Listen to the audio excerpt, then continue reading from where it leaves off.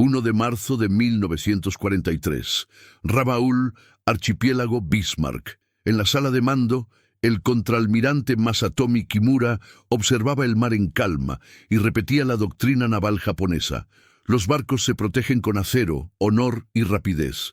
El cielo, para él, seguía siendo territorio de observación, no de aniquilación. Japón, al igual que Alemania, veía la aviación como un apoyo. La fuerza principal seguía encubierta. Esa creencia estaba a punto de desaparecer, no con una nueva arma secreta, sino con el estrépito metálico de las herramientas golpeando un hangar sofocante en el norte de Australia. Un avión promedio y feo, con la nariz cortada, estaba siendo transformado. No por un general, ni siquiera por orden oficial, pero por un ingeniero informal, impulsado por la desesperación personal, ignorado por los manuales. Esta es la historia de cómo Paul Papy-Gun, un técnico sin rango, sin permiso y con su familia encarcelada por los japoneses, creó, con piezas reutilizadas y noches sin dormir, el bombardero más letal contra los barcos de la Segunda Guerra Mundial. Mientras los alemanes confiaban en blindados y doctrinas, los estadounidenses apostaban por algo más peligroso: la libertad para innovar. Lo que empezó como una idea ilegal acabaría hundiendo toda una flota. Pero antes de sumergirnos en los datos, hay una estadística que define esta historia. En tan solo 2 días de marzo de 1943, en el mar de Bismarck, la aviación aliada hundió 8 barcos de transporte japoneses y 4 destructores. Había más de 22.000 toneladas de acero en el fondo, 5.000 soldados que nunca aterrizaron, todo a costa de solo 3 aviones estadounidenses. No se movilizó ninguna nueva flota, no se utilizó armamento experimental. El ataque fue llevado a cabo por bombarderos medios adaptados apresuradamente, con piezas improvisadas y modificaciones que no existían en los manuales. Una solución ilegal, creada en silencio por un hombre que desafió la jerarquía para intentar salvar a su propia familia. Si valoras historias como esta, donde las estadísticas ocultan las emociones humanas y la victoria nace de la desobediencia técnica, considera dar like, suscribirte y apoyar nuestro trabajo. Esto nos ayuda a seguir sacando a la luz los olvidados bastidores de la guerra. En diciembre de 1941, mientras bombarderos japoneses surcaban Manila, un hombre de 42 años observaba desde tierra el colapso de las defensas estadounidenses en Filipinas. Paul Irving Gunn no era general ni teórico militar, era técnico. Ex suboficial de la Marina, piloto formado en los años 20, había servido en el legendario escuadrón Top Hatters e instruido a cadetes en la base de Pensacola. Su experiencia no venía de cátedras, sino de tornillos, manuales sucios y aviones rotos. Tras 20 años volando, reparando y enseñando, se retiró discretamente, creyendo que la guerra no sería suya. Pero el Pacífico tenía otros planes. Reactivado apresuradamente como gerente de Philippine Airlines, fue nombrado capitán del ejército aéreo en cuestión de días. Su primera misión: utilizar los pocos aviones civiles que quedaban para transportar personal y suministros. No hay escuadrones gloriosos, solo caos, retirada y la inminencia de la derrota.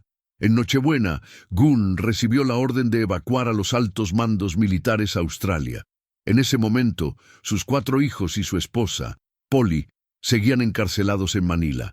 Intentó recogerlas, prestó dinero, preparó el vuelo, pero el avance japonés fue más rápido. Se vio obligado a marcharse sin ellos. Horas después, la ciudad cayó.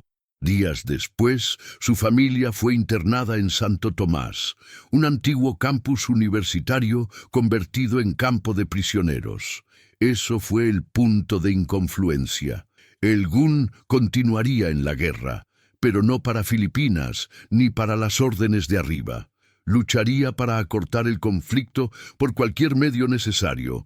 Fue un padre en guerra por su propia familia.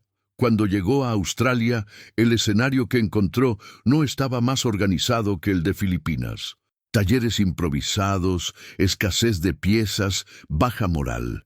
Pero lo que para otros era limitación, porque Gun era tierra fértil. No necesitaba un laboratorio, necesitaba permiso para intentarlo. En cambio, solo recibió silencio. La doctrina estadounidense seguía dictando que los bombarderos volaban alto, en formación, buscando la precisión. El modelo europeo.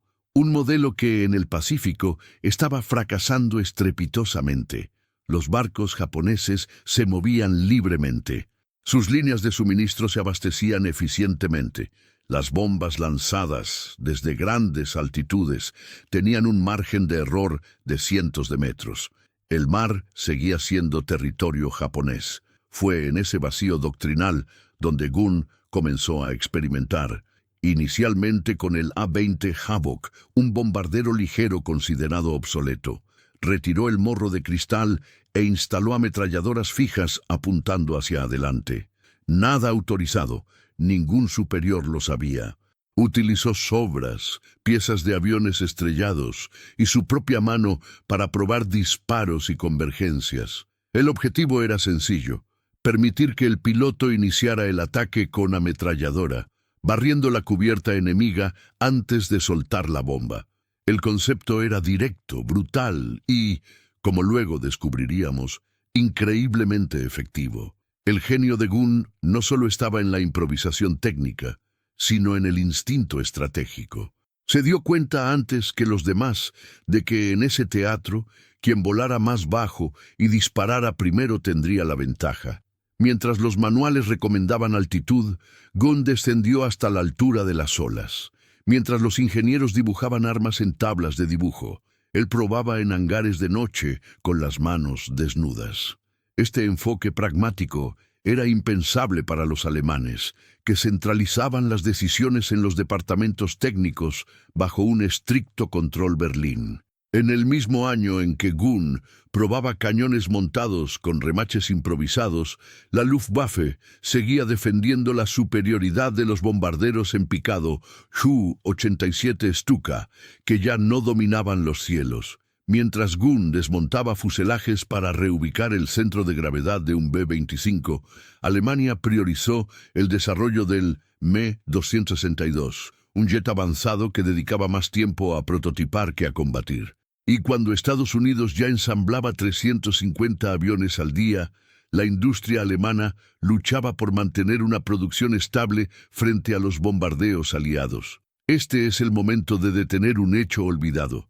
Solo en 1943, Estados Unidos produjo más de 85.000 aviones, mientras que toda Alemania produjo algo más de 25.000 en el mismo año. Un número 3 veces mayor, apoyado por talleres que trabajaban las 24 horas del día y técnicos como Gun, que crearon soluciones fuera del ámbito de operación. Si estos datos te impresionan, escribe aquí en los comentarios: la logística gana. Gun fue el ejemplo viviente de cómo Estados Unidos ganó no solo por cantidad, sino por libertad de adaptación. No hacía falta estar en la cima de la jerarquía para cambiar el curso de la guerra.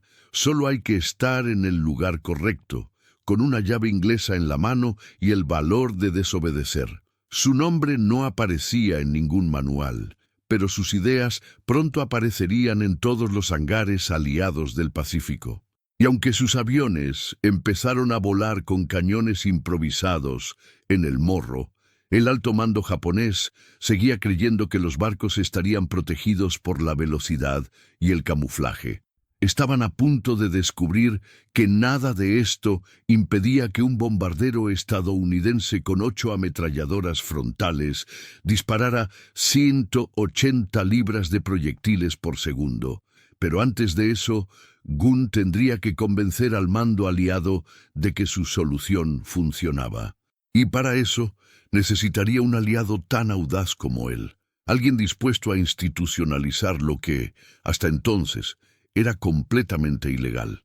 Este punto de inflexión ocurriría ese mismo año, y vendría de manos de un general que, como Gun, creía que las doctrinas debían ser revisadas. A principios de 1942, mientras la doctrina aérea estadounidense aún se basaba en los postulados de la Escuela Táctica Aérea, los convoyes japoneses navegaban prácticamente intactos por las aguas del Pacífico.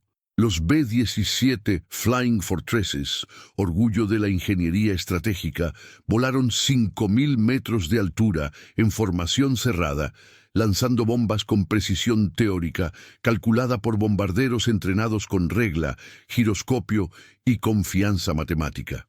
El problema era simple, pero devastador. La teoría no sobrevivía a la práctica. El objetivo era móvil, el mar inestable y el tiempo de respuesta mucho más rápido de lo que predecían los cálculos. El resultado fue una tasa de aciertos inferior al 1%. Las bombas caían alrededor de los barcos, nunca sobre ellos. Los convoyes japoneses, aunque pequeños, abastecían los frentes con regularidad y la doctrina estadounidense permaneció sin cambios. Era una guerra librada sobre el papel, mientras la realidad se filtraba en selvas, bahías y playas inexploradas. Incluso ante informes catastróficos, el alto mando mantuvo la fe en el modelo europeo de guerra aérea, bombardeo de precisión, altitud, formación. La lógica venía de Frankfurt, no de Buna. El enemigo había sido otro. También lo hizo el paisaje. Europa ofrecía ciudades fijas, objetivos industriales estáticos. El Pacific proporcionó manglares, humedad, logística fluvial y emboscadas móviles. La doctrina ignoró todo esto, y al ignorarlo, fracasó. El general George Kenney, al asumir el mando del mando aéreo del suroeste del Pacífico a mediados de 1942, se enfrentó a más que un desafío operativo. Se enfrentó a un sistema doctrinal paralizado. Su predecesor había sido reemplazado. Los aviones estaban hechos trizas, los pilotos desmoralizados, y lo más crítico de todo, Japón dominaba el aire y el mar sobre Nueva Guinea. En una tensa reunión con el general MacArthur, Kenney escuchó duras críticas y tuvo una única petición: pleno poder para destituir a cualquier oficial que considerara un lastre muerto. La petición fue aceptada, y comenzó la transformación. Kenney pertenecía a la vieja guardia de la Primera Guerra Mundial, pero pensaba como un hombre del futuro. Ya en 1928, como instructor, discutía conceptos de bombardeo en picado, disparo frontal y vuelo a baja altura, ideas que en aquel momento parecían herejía. Cuando llegó a Australia, encontró una realidad que le sorprendió. Los oficiales ignoraban la doctrina para sobrevivir. Un pequeño grupo de técnicos y pilotos, sin apoyo institucional, modificó aviones por su cuenta. Kenney no vio indisciplina, sino innovación. Así fue como se enteró de un capitán de mediana edad que montaba ametralladoras en bombarderos medianos y probaba ataques a baja altitud sin permiso. Mientras los ingenieros de Washington debatían teorías sobre la presión atmosférica, Paul Papillon utilizó tubos de escape, correas metálicas y tuercas reutilizadas para convertir el morro de un A-20 en una plataforma de disparo frontal. Era ilegal, pero funcionó. La doctrina aliada seguía dictando que los bombarderos necesitaban escolta, que la artillería debía estar en la retaguardia y que la precisión era sinónimo de altitud. Pero Gunn y sus pilotos descubrían que, al contrario, la supervivencia venía de la velocidad, la sorpresa y la fuerza bruta. Los aviones del cañón volaban a 15 metros sobre el suelo. Los objetivos no tuvieron tiempo de reaccionar. La baja altitud sustituyó al blindaje. El ataque frontal anuló la defensa lateral. Y la coordinación de ametralladoras con bombas rasantes creó lo que más tarde se describiría como poder de supresión total. El contraste con la Luftwaffe es inevitable. En el mismo periodo, Alemania insistió en la superioridad del Ju-88 como bombardero táctico polivalente, y aunque admitiera fracasos, su respuesta siempre era centralizada: nuevos proyectos, nuevas fábricas, nuevos prototipos. Mientras tanto, los estadounidenses reutilizaban lo que ya tenían y hacían funcional lo que los manuales consideraban inviable. La ironía técnica crecía mes a mes. Mientras Berlín diseñaba aviones que tardarían 2 años en llegar a la línea del frente, Gunn, en solo 2 semanas, convirtió aviones ineficaces en depredadores navales. La doctrina estadounidense en el Pacífico no se reformó en Washington, se deshizo en el campo, por necesidad, sudor e insubordinación creativa. Un informe interno de 1943 del Mando Aéreo del Pacífico cita que la mayoría de los hundimientos recientes se han llevado a cabo mediante ataques a baja altitud, con armamento frontal improvisado y sin bombardeo de altitud involucrado. Traducido, la doctrina oficial no participó en la victoria. Esta tensión entre teoría y práctica se convertiría en el conflicto central del teatro. Por un lado, manuales que requerían precisión teórica y entrenamiento en B. Por otro, aviones adaptados, volando a 300 millas por hora a pocos metros del mar, disparando 8 ametralladoras calibre .50 al mismo tiempo. Mientras los generales estudiaban mapas, Paul Gunn ya había armonizado su siguiente lote de armas. Y para quienes aún creían que solo el bombardeo estratégico ganaría la guerra, la realidad pronto ofrecería un contraargumento irrefutable. Un convoy japonés, con 8 transportes y escolta pesada, cruzaría el mar de Bismarck. Su destino era reforzar el frente japonés en Nueva Guinea. Su expectativa, llegar intacto. Su amenaza, un grupo de bombarderos medios modificados sin autorización. Lo que ocurrió en los días siguientes expuso, con precisión quirúrgica, el colapso total de la doctrina de bombardear a gran altitud. Y comenzó la consagración del avión ilegal de Gunn, ahora transformado en el arma más letal contra los barcos del Pacífico. A finales de 1942, en un taller improvisado en Townsville, al norte de Australia, Paul "Papi" Gunn observó un A-20 Havoc parcialmente desmontado. El morro de cristal, diseñado para alojar al bombardero, ya había sido retirado. En su lugar, empezó a tomar forma un enredo de soportes, correas metálicas y placas de aluminio. No había autorización ni plan técnico, solo la idea clara de que, en ese teatro de guerra, apuntar desde lejos no funcionaba. Gunn quería que el piloto disparara. Quería que el avión entrara con el puño cerrado, y para lograrlo necesitaba convertir un bombardero ligero en algo nuevo. Un cañón volador. Utilizando piezas reutilizadas, instaló 4 ametralladoras calibre .50 en la nariz del avión. Se añadirían 2 más en los laterales. El avión, antes considerado apoyo, era ahora una plataforma de asalto frontal. El primer nariz Streifer estaba listo. La modificación violó todas las normativas. No se permiten directrices para cambios estructurales sin la aprobación del mando de materiales. Pero Gunn no pidió permiso. El 14 de noviembre, los pilotos del 89º Escuadrón realizaron la primera prueba real. El objetivo era un campamento japonés fortificado cerca de Buna. Los bombarderos descendieron hasta 60 pies, volando casi a nivel de árbol. El impacto fue inmediato. Las ametralladoras arrasaron las posiciones enemigas antes de que los artilleros pudieran reaccionar. Las tropas japonesas abandonaron sus puestos. Los vehículos fueron destruidos antes de que los bombarderos lanzaran una sola bomba. El ataque fue registrado como un éxito total, sin pérdidas. Un informe del escuadrón describió el efecto psicológico como desproporcionado al número de aviones implicados. Fue el nacimiento de una doctrina, pero aún no reconocida. La noticia se difundió entre los jinetes. Pronto, otras unidades comenzaron a buscar a Gunn. Los oficiales subalternos acudían a su taller con peticiones informales. ¿Puedo llevar uno de estos en el próximo vuelo? Gunn respondió como siempre, con una llave inglesa en la mano y un cigarrillo en el bolsillo de la camisa.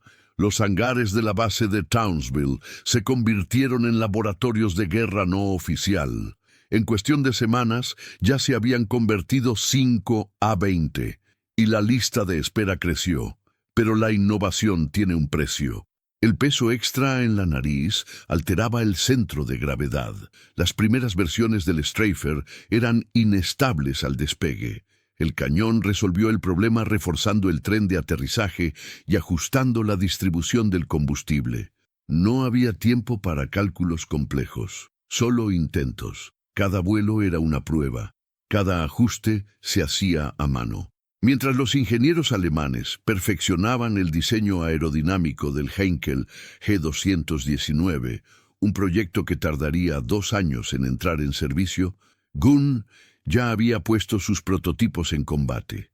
Lo que Berlín discutía en comités, Gunn lo aplicaba a vuelos reales. La ironía técnica era inevitable. Mientras los bombarderos alemanes seguían operando con artillería concentrada en la cola, confiando en escoltas de cazas, el Stryfer inauguró el ataque frontal como elemento dominante. La guerra aérea había cambiado, pero pocos se daban cuenta. Incluso con los resultados visibles, el mando intermedio se mantuvo resistente.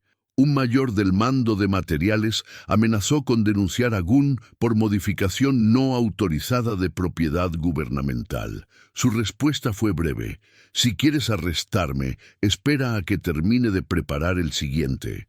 La informalidad era su escudo, y la eficiencia es su única justificación.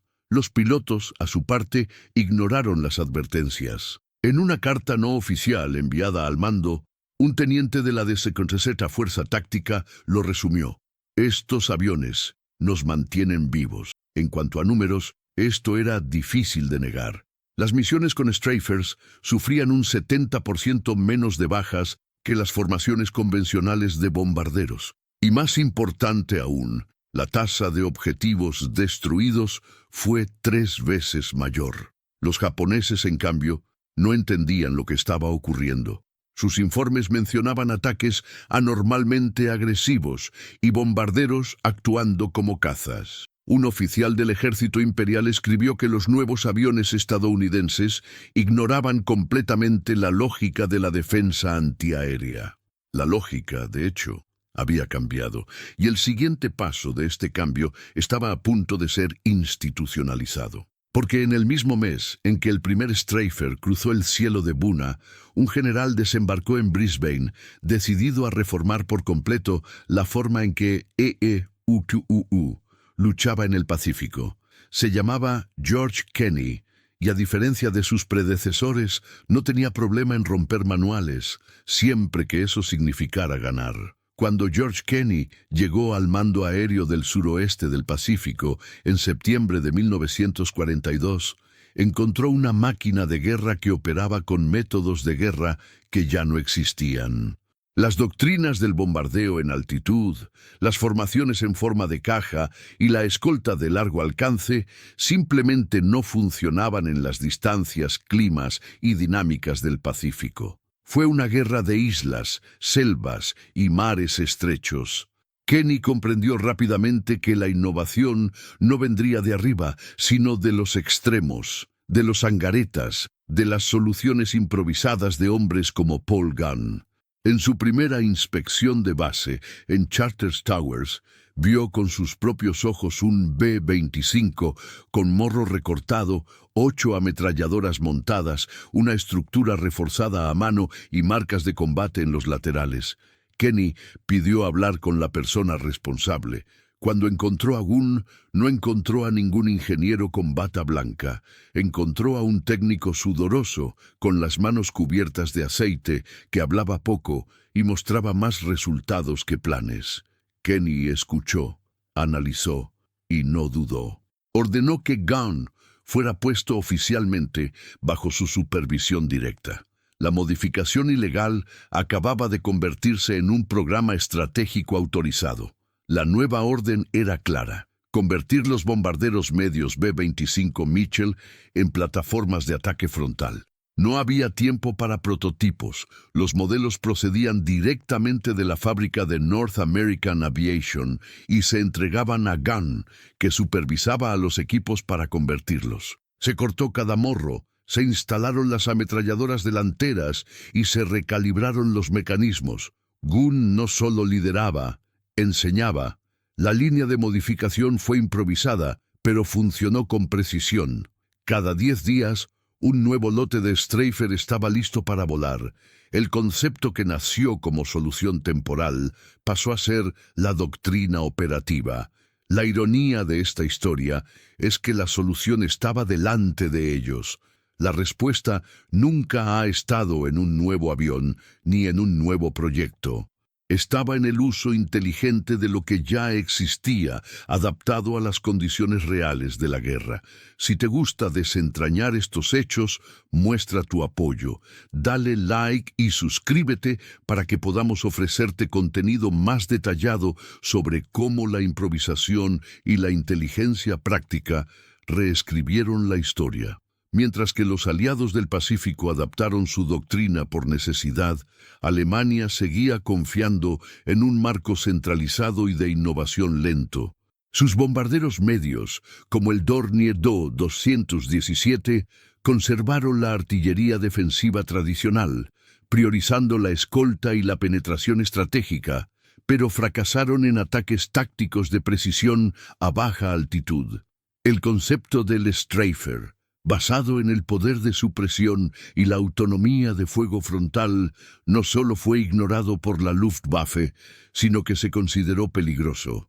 Un memorando interno de Berlín, fechado en marzo de 1943, calificó este tipo de modificación como un uso ineficiente de la energía balística. El resultado, mientras los Stryfer ya hundía barcos en el Pacífico, Alemania seguía debatiendo la viabilidad de equipar a sus bombarderos con armamento frontal efectivo. El impacto de la decisión de Kenny fue inmediato. En menos de 2 meses, 24 B-25 fueron modificados e integrados en misiones reales. La tasa de éxito aumentó, las pérdidas disminuyeron y los pilotos empezaron a depender más de los aviones. Los informes destacaron la eficiencia del fuego concentrado y la capacidad de neutralizar las defensas antes de que se lanzaran las bombas. Los convoyes japoneses comenzaron a sufrir pérdidas sin precedentes. Y Gunn, ahora oficialmente reconocido, pasó a liderar un núcleo de ingeniería que funcionaba como laboratorio de guerra continua. Estados Unidos, una vez más, demostró que su mayor arma era la capacidad de adaptarse. Pero todo esto seguía siendo solo el principio, porque las ametralladoras, por potentes que fueran, no eran el límite. Gunn estaba a punto de poner a prueba algo aún más audaz. Una técnica olvidada de la Primera Guerra Mundial, combinada con la brutalidad del asalto frontal. El siguiente paso de la revolución aérea en el Pacífico tendría un nombre extraño, una ejecución arriesgada y un efecto devastador en los barcos del Imperio japonés. Sobre el papel, el North American B-25 Mitchell era un bombardero medio bimotor, diseñado para misiones estratégicas de medio alcance. En la práctica, se convirtió en la base de un arma táctica revolucionaria. La transformación comenzó con la sustitución del morro de cristal por un panel macizo de aluminio, donde se montaban hasta 8 ametralladoras Browning M2 calibre .50 con disparo frontal sincronizado. Este tipo de arma, originalmente diseñada para cazas, comenzó a funcionar conjuntamente como una sola batería de saturación. Cada uno disparaba unos 750 disparos por minuto. Juntos, lanzaron más de 100 proyectiles por segundo contra cualquier cosa que estuviera delante de los aviones. Camiones, posiciones antiaéreas, cañones de cubierta y tripulaciones enteras. El reto, sin embargo, no era solo instalar las armas. Era para asegurar que dispararan con precisión, sin comprometer la estabilidad del avión. Gunn y su equipo desarrollaron un sistema manual de armonización, en el que el cono de disparo se calibraba para converger a unos 300 metros del objetivo. Esto requirió ajustes mecánicos finos en cada soporte, así como extensas pruebas en tierra. La estructura del morro, reforzada con cerraduras de acero y metal, también tuvo que compensarse con contrapesos en la cola, ya que el nuevo armamento alteró completamente el centro de gravedad del avión. La aeronave, que originalmente era estable en vuelo nivelado, se volvió más agresiva en picado e inestable en el ascenso. Era el precio de la transformación. El bombardero ahora se comportaba como un cazador. Además de ametralladoras frontales, algunos modelos incorporaban cañones laterales operados por artilleros, creando zonas de fuego cruzado para suprimir flancos durante ataques a baja altura. Se instaló blindaje adicional bajo la cabina, protegiendo al piloto del aumento del fuego antiaéreo. Pero el refuerzo supuso más peso, y con ello surgió otro problema: la necesidad de motores capaces de compensar la carga extra. La respuesta llegó con el uso ampliado de los motores Wright R2600 Twin Cyclone, con más de 1700 HP cada uno. Con esta potencia, el Straffer podía sumergirse a 370 km/h, descargar su carga de munición y escapar antes de que los cañones antiaéreos tuvieran tiempo de ajustar sus miras. Todo se hacía sin una línea de producción. Cada avión fue modificado a mano, en talleres improvisados, por equipos que aprendieron en el proceso. No hubo una estandarización completa, solo adaptación. Gunn supervisó personalmente cada conversión, ajustó los soportes, probó la convergencia de los disparos, revisó los circuitos de disparo. En muchos casos, voló en la primera prueba para sentir el equilibrio del avión. La ingeniería no venía de simulaciones, venía del sudor, el ensayo y error, y una urgencia moral que superaba cualquier organigrama técnico. Mientras tanto, los japoneses seguían estando atados por una rigidez doctrinal. Sus aviones de ataque, como el Nakajima B-5N Kate, operaban con bombardeo horizontal convencional y dependían de cazas escoltas para sobrevivir. Sus barcos, diseñados para duelos navales, no estaban preparados para ataques de baja hundimiento y saturación. La doctrina imperial seguía basándose en el honor del combate directo, centrándose en maniobras coordinadas entre flotas y escuadrones. No había plan para enfrentarse a un bombardero que disparó antes de ser detectado y que huyó antes de que pudiera desplegarse cualquier defensa. La Luftwaffe, a su vez, continuó invirtiendo en plataformas como el Junkers Ju-188 y el mencionado Heinkel E-219. Máquinas avanzadas, sí, pero que tardaron meses en salir del tablero de diseño. El Straffer era lo contrario. Nació de la necesidad y la urgencia.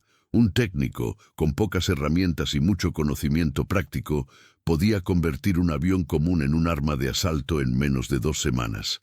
Era ingeniería sin burocracia, innovación sin sello. El resultado fue brutal. Un escuadrón de B-25 Straffer podía volar en línea, a baja altitud, y destruir completamente un convoy ligero sin necesidad de escolta o apoyo. Las ametralladoras eliminaron a artilleros y marineros antes de que pudieran reaccionar. Bombas de demolición acabaron con los objetivos flotantes. En pruebas realizadas en las islas Trobriand, 5 aviones modificados destruyeron objetivos navales simulados con un 93% de precisión. Esta tasa de precisión contrastaba violentamente con los números de la doctrina anterior. El bombardeo a gran altitud, incluso con miras Norden, tenía una precisión inferior al 5%. En otras palabras, la modificación no solo fue efectiva, sino que fue 18 veces más precisa. En tiempos de guerra, esto significaba más enemigos neutralizados, menos munición desperdiciada y menos aviones derribados. Este salto en el rendimiento llamó la atención de todos los niveles del mando aliado. Lo que antes se consideraba una grave violación del protocolo se ha convertido en una prioridad estratégica.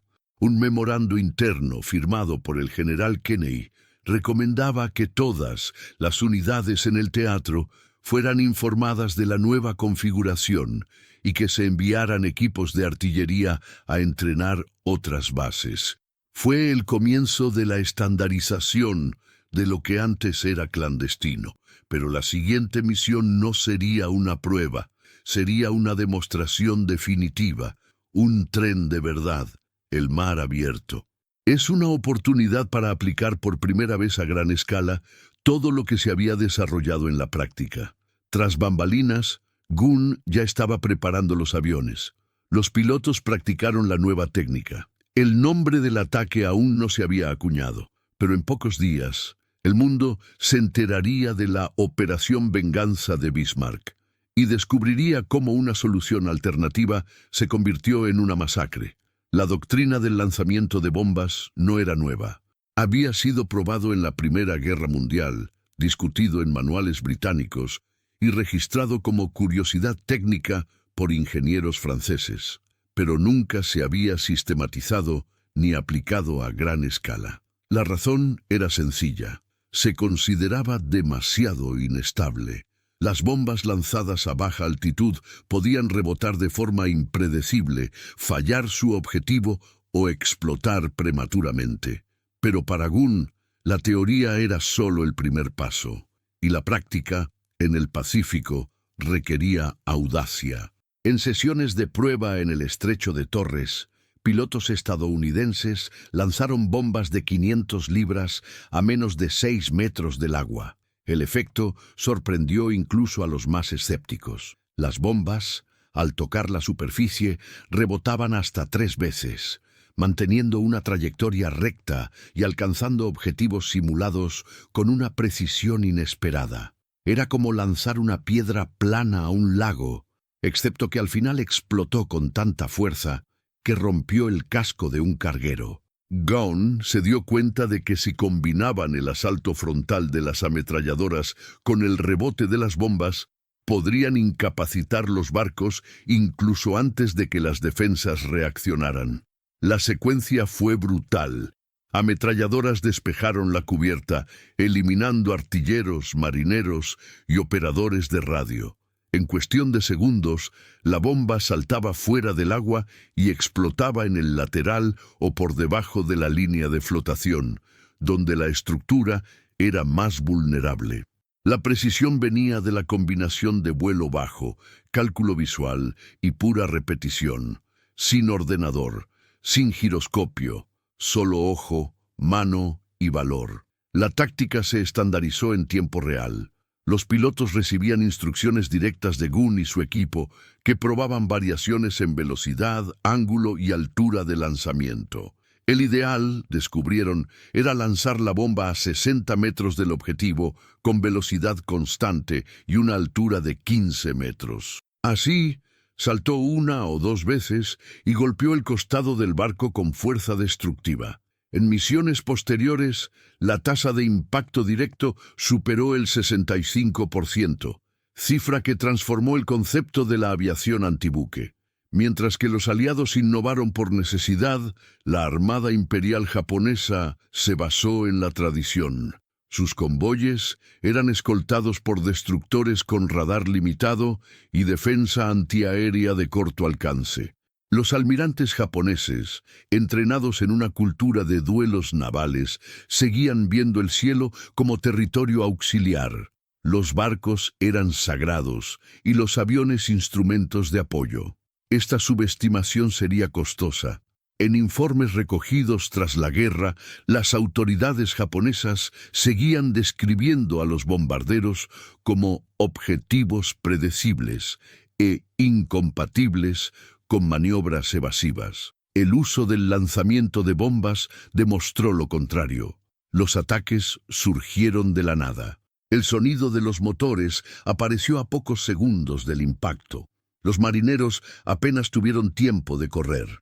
La artillería antiaérea, ajustada para fuego intenso, era inútil contra objetivos a 10 metros de altitud. Y las bombas, rebotando como torpedos aéreos, convirtieron la superficie del mar en una trampa invisible. La Luftwaffe, por su parte, nunca adoptaría esa técnica. Atrapado en la idea del bombardeo en picado con el Ju-87 y ataques tácticos con el Ju-88, nunca desarrolló una doctrina equivalente a saltar bombas.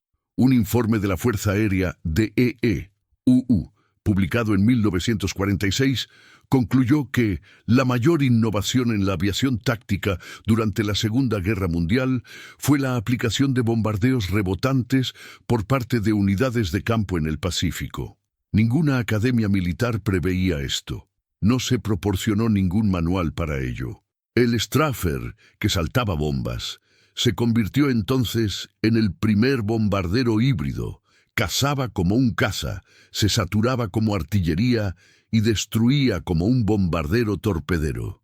Era una especie nueva, y en las semanas siguientes, esta criatura voladora encontraría el escenario ideal para demostrar su poder, porque en febrero de 1943 se avistó un convoy japonés con más de 6.000 hombres en camino a Lae.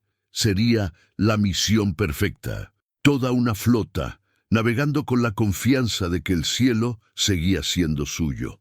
Al amanecer del 2 de marzo de 1943, un convoy japonés con 8 barcos de transporte y 8 escoltas partió de Rabaul hacia Lae.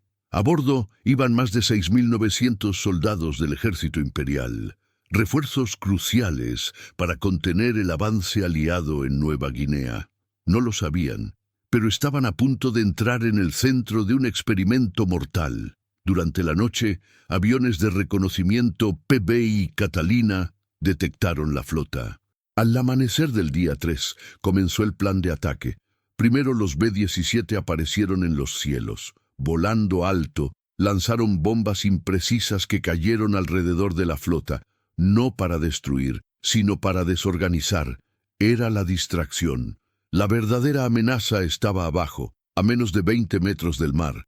Procedentes del oeste, un escuadrón de B-25 Straffers, liderado por veteranos entrenados por Gunn, volaba en línea recta como un muro metálico. El sonido de ametralladoras. 50 cortó el aire antes de que algún marinero japonés levantara la vista. Los destructores intentaron reaccionar, pero los disparos llegaron desde tan cerca y con tanta violencia que las cubiertas fueron arrasadas en segundos. Las ametralladoras laterales silenciaban las armas antiaéreas. Luego llegaron las bombas. Saltando al agua como piedras planas, explotaron en los costados de los barcos con suficiente fuerza como para levantar columnas de acero y hombres. Uno a uno, los transportes comenzaron a hundirse. Los aviones dieron la vuelta, reaparecieron en otro flanco y repitieron el ataque con precisión mecánica. Los pilotos hablaban poco, cada uno conocía su función. Sobre el terreno, los observadores aliados describieron la escena como una masacre metódica. Los japoneses no podían escapar, no podían luchar y no entendían qué les estaba pasando. Al final del segundo día, 7 de los 8 transportes fueron hundidos. 4 destructores habían desaparecido en el mar. De los casi 7.000 soldados transportados, menos de la mitad sobrevivió. Y muchos de los que escaparon se ahogaron o fueron derribados por fuego aéreo en los ferries. Ese momento marcó un punto de inflexión operativo. La aviación aliada había, por primera vez, destruido a toda una fuerza naval sin apoyo naval. El mar ya no era dominio exclusivo de las flotas, ahora pertenecía al aire. Y aquí es donde los números hablan más que cualquier doctrina. En 2 días, los aliados solo perdieron 3 aviones. 3. Por cada avión derribado, se hundieron más de 7 barcos. Para los alemanes, que aún defendían el papel secundario de la aviación táctica en mar abierto, el impacto fue incomprensible.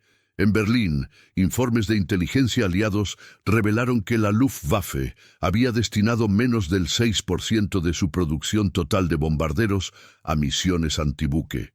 En comparación, solo en 1943, Estados Unidos modificó más de 150 B-25 para este tipo de misión y produjo más de 2.000 unidades adicionales con kits listos para convertir. Si esta diferencia te sorprende, comenta abajo, gana la logística. Porque, más que tácticas, lo que ganó en el mar de Bismarck fue la capacidad de adaptarse, escalar y repetir una idea funcional. Durante los días siguientes, los restos flotantes sirvieron como advertencia. Japón nunca volvería a enviar grandes convoyes por esa ruta. Nueva Guinea quedó aislada, y los Streifer, hasta entonces considerados armas improvisadas, habían redefinido el papel del bombardero medio. Pero Gunn no se quedaría ahí, porque en la parte trasera los ingenieros ya estudiaban la siguiente evolución de la idea: la integración de cañones automáticos en el morro, un arma que no solo disparaba más, sino que pulverizaba acero como si fuera papel. Y ese arma sería puesta a prueba en el mismo cielo que presenció el colapso de toda una doctrina. La noticia llegó a Tokio en ondas confusas, transmitidas por radio con voces temblorosas y mapas manchados de aceite. Un convoy entero había sido destruido. No por una flota americana, no por submarinos, pero por aviones, bombarderos medios armados como cazas operando sin portaaviones. El Estado Mayor japonés inicialmente desconfió de los informes. ¿Cómo pudo una fuerza aérea destruir tantos barcos en tan poco tiempo? ¿Cómo es que un avión, cuyo morro se suponía que debía ser de cristal para un bombardero, llevaba ahora cañones y ametralladoras en formación frontal? Los informes sobre la batalla del mar de Bismarck parecen relatos ficticios, pero los cuerpos que flotaban en las playas de Nueva Guinea no mentían. La respuesta japonesa fue inmediata y trágica. En lugar de revisar la doctrina, el imperio se retiró a su propia creencia. Se prohibía que los convoyes navegaran durante el día. Las naves empezaron a viajar en pequeños grupos en momentos aleatorios, confiando más en el silencio que en la fuerza. El orgullo naval fue herido, pero no sanado. Nadie en el alto mando quería admitir que un técnico sin rango había reinventado la guerra. En lugar de adaptar la tecnología, adoptaron la precaución. En vez de responder, se escondieron. Mientras tanto, aumentó la producción. Los Streifer estaban ahora equipados con cañones de 75 mm, el mismo calibre que los tanques Sherman, montados en la nariz del B-25G. El avión ya no solo saturaba objetivos con plomo, sino que ahora atravesaba cascos con proyectiles de alta energía. La aviación estadounidense se había convertido en la nueva artillería naval, y los japoneses, entrenados para luchar con espadas en mano, ahora se enfrentaban a un enemigo invisible que pensaba con máquinas y luchaba con ingenieros. Un general japonés resumió en un informe secreto la impotencia de su armada con una frase que nunca se publicaría en tiempos de guerra: no luchan como se esperaba, inventan mientras atacan. Esto no fue solo un giro táctico, sino ideológico. Un hombre manchado de grasa había reconfigurado la mentalidad militar de dos potencias. Y en el siguiente capítulo, esa mentalidad se propagaría como un virus por las fábricas, cambiando lo que se entendía por aviación de ataque, de la primera línea a la cadena de montaje. Lo que empezó como una idea marginal en un hangar sofocante en el Pacífico Sur, se convirtió rápidamente en doctrina institucional. Tras la masacre en el mar de Bismarck, el general Kenney ordenó la difusión inmediata del proyecto Streifer por toda la Fuerza Aérea del suroeste del Pacífico. Paul Papy Gunn, que antes solo era un técnico reactivado, coordinaba ahora equipos de ingeniería enviados a diversas bases avanzadas con una misión clara: estandarizar, escalar y repetir. La orden era transformar la improvisación en un proceso. Los talleres se convirtieron en líneas de modificación acelerada. Cada B-25 entrante fue desmontado inmediatamente, equipado con morro sólido, ametralladoras frontales, refuerzo estructural y armonización de fuego. El tiempo medio de conversión bajó de 3 semanas a 7 días. Algunas unidades podían entregar 5 aviones modificados por semana. Al mismo tiempo, se actualizaron los manuales técnicos. Lo que antes se consideraba una infracción grave, ahora era doctrina. La Escuela de Aviación Táctica comenzó a incluir la técnica de lanzamiento de bombas en sus planes de estudio. Las instrucciones del GUN se convirtieron en diagramas oficiales, se replicaron y se enviaron a mandos tan lejanos como Filipinas, Nueva Guinea y las Islas Salomón. Cada piloto fue entrenado para actuar con la nueva filosofía: vuelo bajo, ataque frontal, impacto psicológico. Fue un cambio no solo en el equipo, sino también en la mentalidad. La aviación de bombardeo, hasta entonces considerada como apoyo y retaguardia, era ahora un arma de primera línea. La industria estadounidense respondió de la misma manera. En 1943, North American Aviation reconfiguró su línea de producción para permitir el ensamblaje de versiones híbridas de los B-25. El modelo G, equipado con un cañón de 75 mm, fue diseñado directamente siguiendo instrucciones de campo procedentes del Pacífico. Un ingeniero de fábrica informó que por primera vez los informes de combate precedían a los planos técnicos. El efecto fue inmediato. De enero a diciembre de ese año, EEUU produjo 6.608 unidades del B-25, más de la mitad de las cuales fueron adaptadas o construidas con una configuración Straffer. Mientras tanto, en Japón, nada cambió. La Fuerza Aérea Naval Imperial continuó operando bombarderos como el Mitsubishi G4M Betty, rápidos pero frágiles, con depósitos de combustible sin protección y armamento frontal limitado. Los modelos seguían basándose en doctrinas de los años 30, orientadas a ataques coordinados contra barcos en mar abierto. No existía un equivalente al Straffer. No hubo adaptación en el campo. Los libros de texto japoneses priorizaban el honor, la disciplina y las tácticas repetitivas. La improvisación se consideraba una falta de respeto a la cadena de mando.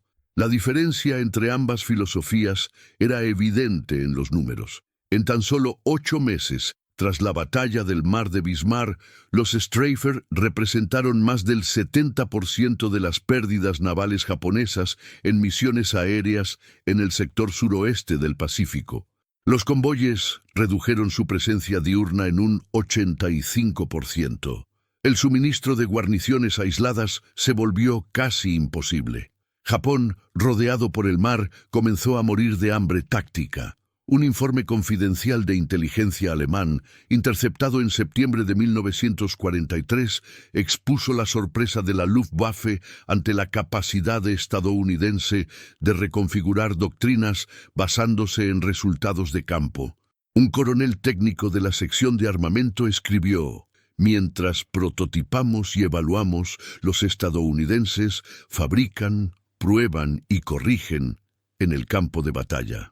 En otras palabras, mientras el eje buscaba el arma perfecta, los aliados usaban el arma que podían y la mejoraban con sangre y grasa. Esta rapidez de adaptación fue posible porque Estados Unidos ya operaba a escala industrial mucho antes de la guerra. En 1943, el país produjo más de 96.000 aviones. Alemania, incluso en su apogeo, no superó los 25.000. La diferencia no era solo numérica, era filosófica.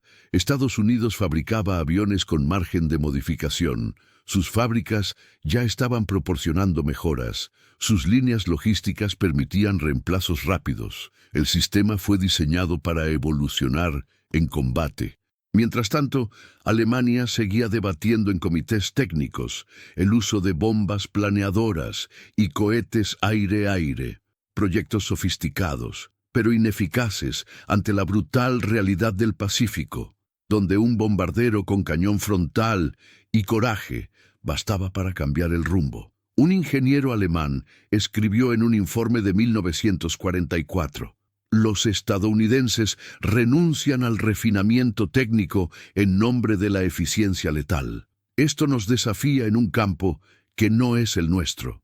Pero esta consolidación táctica seguía reservando un desafío.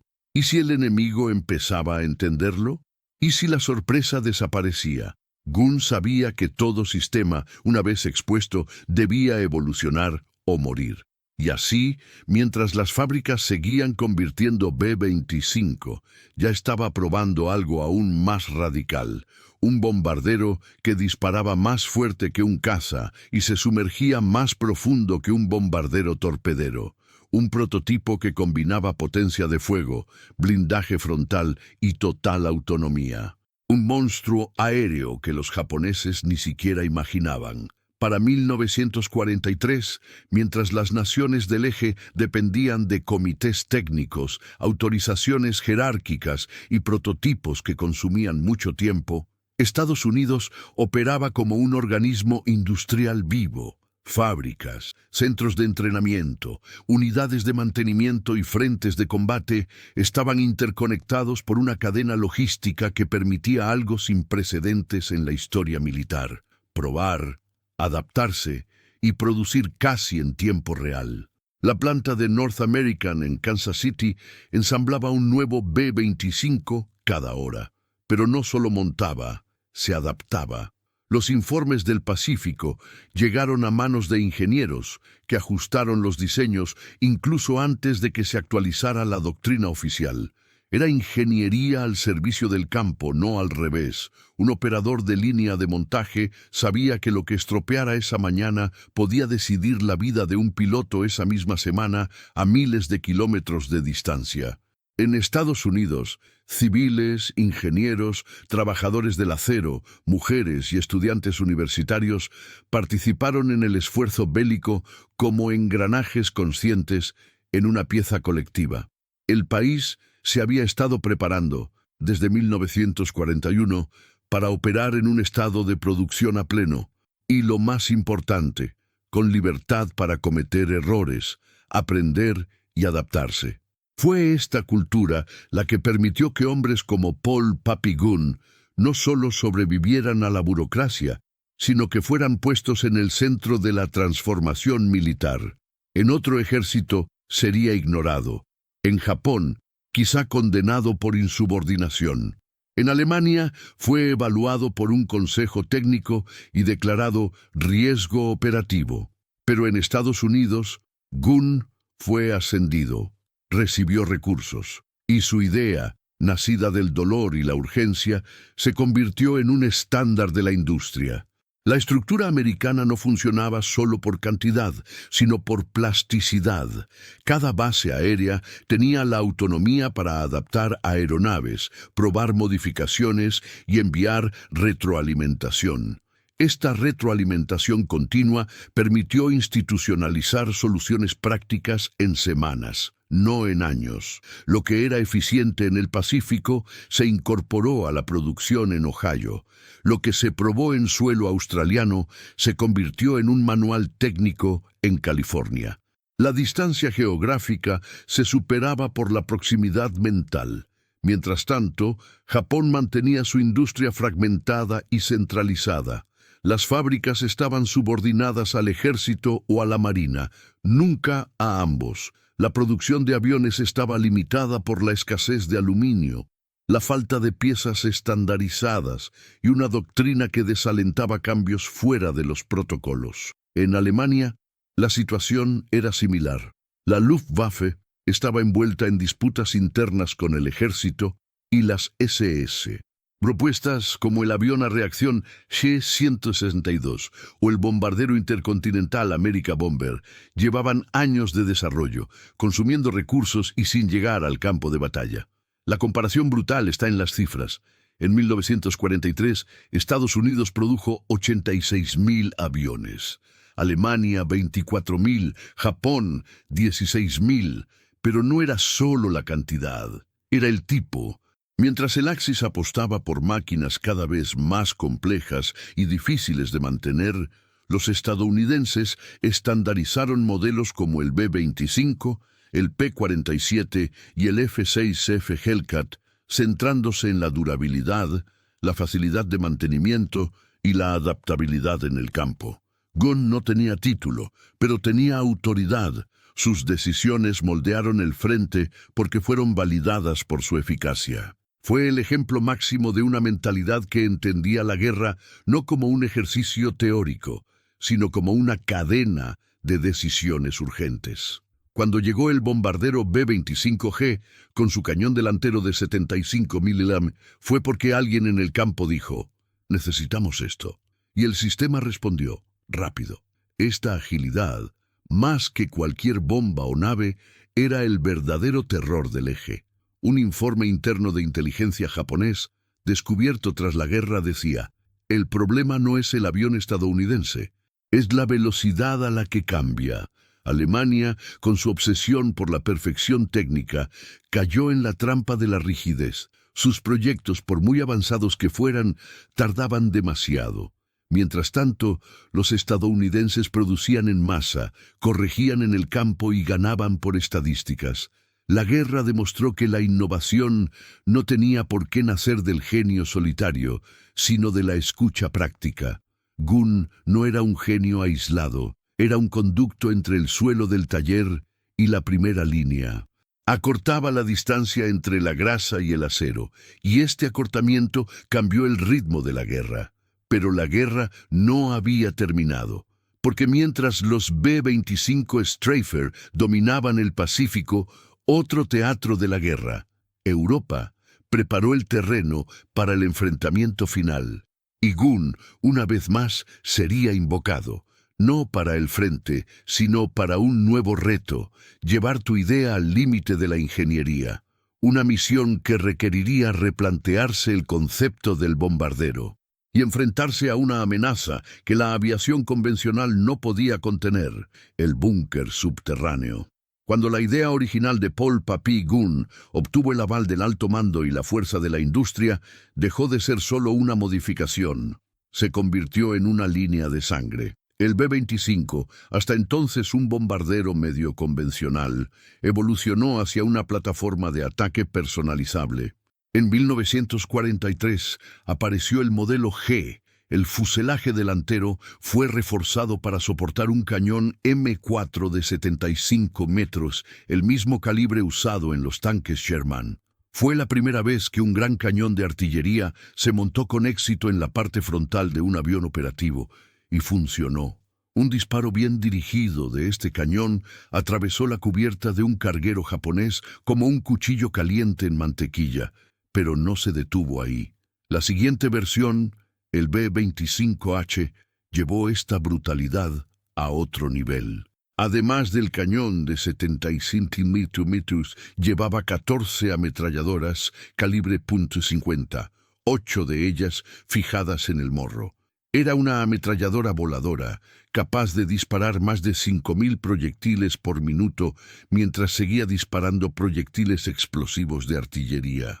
No había equivalente en el arsenal del eje.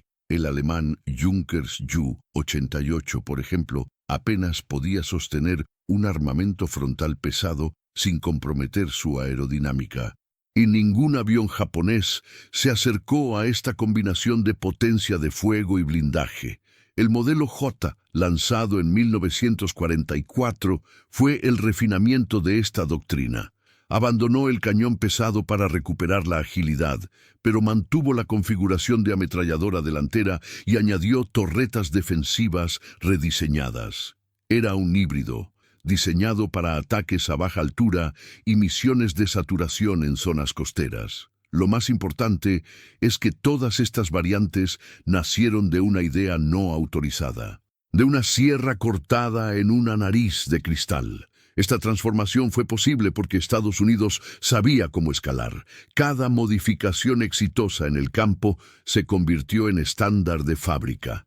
El B-25H tuvo más de 1.000 unidades construidas en serie. El modelo J superó las 4.300 y cada nuevo lote venía con ajustes sugeridos directamente por los pilotos de combate. Era la guerra guiando la ingeniería. Ahora, un hecho que muchos ignoran. Entre 1943 y 1944, Estados Unidos produjo una media de 8.000 aviones al mes. En el mismo periodo, Alemania produjo 2.000 y Japón unos 1.200. La diferencia era tan absurda que incluso si el eje tuviera un avión superior, que rara vez lo tenía, nunca podría mantener esa proporción. Si te sorprendió esta escala de producción, comenta abajo. Datos impactantes.